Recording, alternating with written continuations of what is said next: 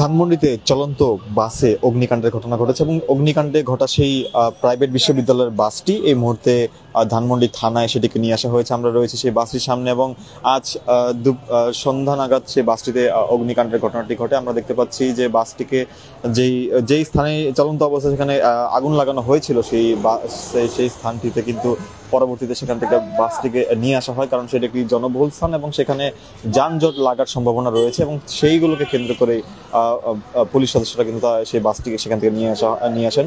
ধানমন্ডির যে science lab সংলগ্ন যে ল্যাবেডের হাসপাতালের সামনে যে বাসটি রয়েছে সেই বাসটিতে অগ্নিকাণ্ডের ঘটনা ঘটেছে। এর আগে আমরা দেখতে পেয়েছি যে আজ সকালে তো এই অগ্নিকাণ্ডের মতন ঘটনাগুলো কিন্তু ঘটেছিল এবং সেই খানটিতে এছাড়া অনেকে কিন্তু এখানে বলছেন যে কার্যক্রম নিষিদ্ধ আওয়ামী লীগের যে 13 তারিখের যে কর্মসূচি রয়েছে সেই কর্মসূচিকে ঘিরে এটি কোনো নাশকতার পরিকল্পনা হয়ে থাকতে পারে এমনটা অনেকে ধারণা করছেন। তবে এখনো পর্যন্ত কয়েক রাউন্ড ককটেল বিস্ফোরণের ঘটনা কিন্তু আমরা শুনতে পেয়েছি এবং দেখতে পাচ্ছি যে প্রাইভেট বিশ্ববিদ্যালয়ের যেই বাসটি রয়েছে সেই বাসটিতে পুলিশ সদস্যরা জনবহুল এলাকা হয় সেখানে যানজটের আশঙ্কা থাকায় সেই বাসটিকে সেখান থেকে তারা নিয়ে আসেন এবং পরবর্তীতে আজ যতটুকু জানা গেছে আজ সন্ধ্যা 7টার দিকে সেই ফায়ার সার্ভিস খবর পান যে আন্দোলনের ফায়ার সার্ভিস যেই আগুন লাগার যে ঘটনাটি ঘটে এবং তারপর পরই বাসটিকে তারা সেখানে নিয়ন্ত্রণে আনেন এবং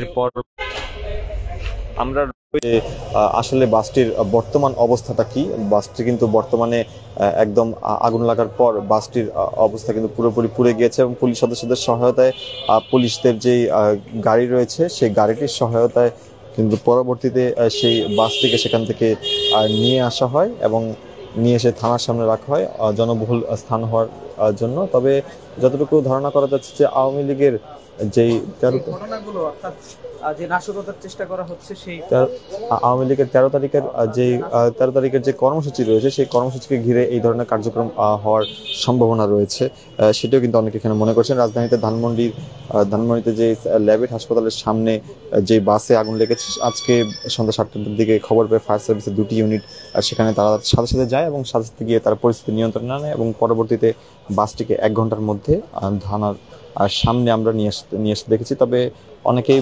বলছেন যেটি আমরা দেখতে পাচ্ছি, অনেকে বলছেন যে নাশকতা করার উদ্দেশ্যে বাসটিতে আগুন লাগানো হয়ে থাকতে পারে। আমরা বাসটির ভিতরে কিন্তু আপনাদেরকে একটু দেখানোর চেষ্টা করেছি যে বাসটির বর্তমানে ভিতরে এটির অবস্থাটা কি। আসলে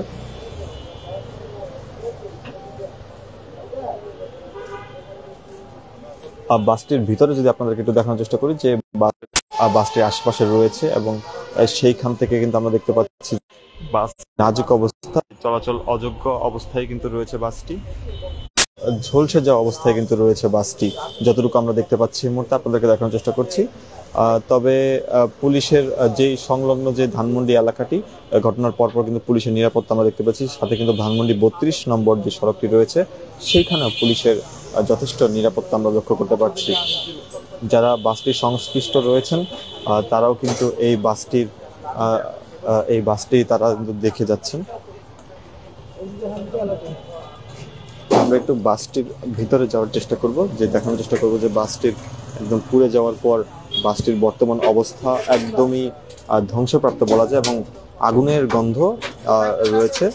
তবে অনেকেই যারা এখানে বাসের সংশ্লিষ্ট রয়েছেন তারা ধারণা করছেন যে এটি গান পাউডার দিয়ে ঘটনা ঘটে থাকতে পারে।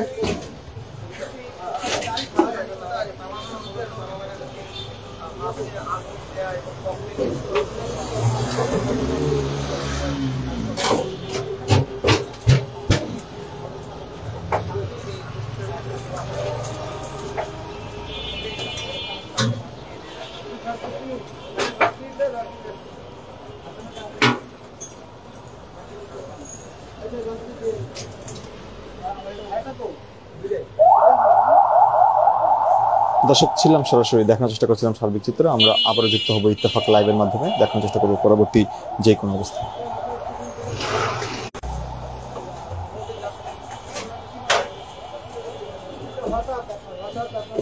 দেখি ভাই, ভাইটা কিভাবে ঘটেছে? সবাই নেমে গেছে সঙ্গে সঙ্গে কিরকম স্টুডেন্ট ছিল বা কারা ছিল? 8-9 জন স্টুডেন্ট ছিল সব চলন্ত অবস্থায়? চলন্ত অবস্থায়। পরে গাড়ি ব্রেক করে ড্রাইভার যারা যারা ভিতরে ছিল সবাই নেমে গেছে। এর গান পাউডার দিয়ে মারা হয়েছে? কারণ এটা তো সঠিক আমরা তো বলতে পারতেছি না, পিছন থেকে তো আমাদের এইভাবে তো আগুন লাগার কোনো প্রশ্নই ওঠে না। কোন সাইডে আগুন লেগেছে? পিছনে একবার পিছনে 5 সিঁড়ির উপরে।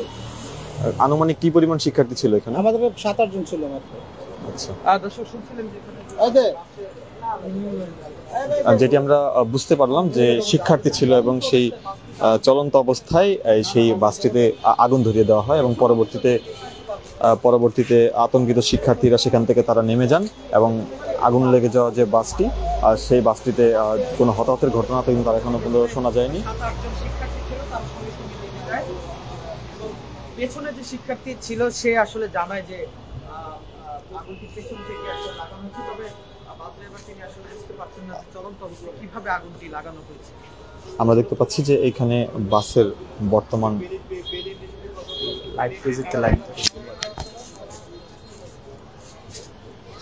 এখানে আমরা দেখতে পাচ্ছি যে ঠিক গাড়িটির সামনে যে আমরা তাদের সাথে কথা বলছিলাম যে কিছু পরিমাণ শিক্ষার্থী সেখানে ছিল এবং তাদের কোনো ক্ষয়ক্ষতি হয়নি। দর্শক, আমরা সরাসরি দেখার চেষ্টা করছিলাম, আমরা আবার যুক্ত হব, দেখার চেষ্টা করবো পরবর্তী।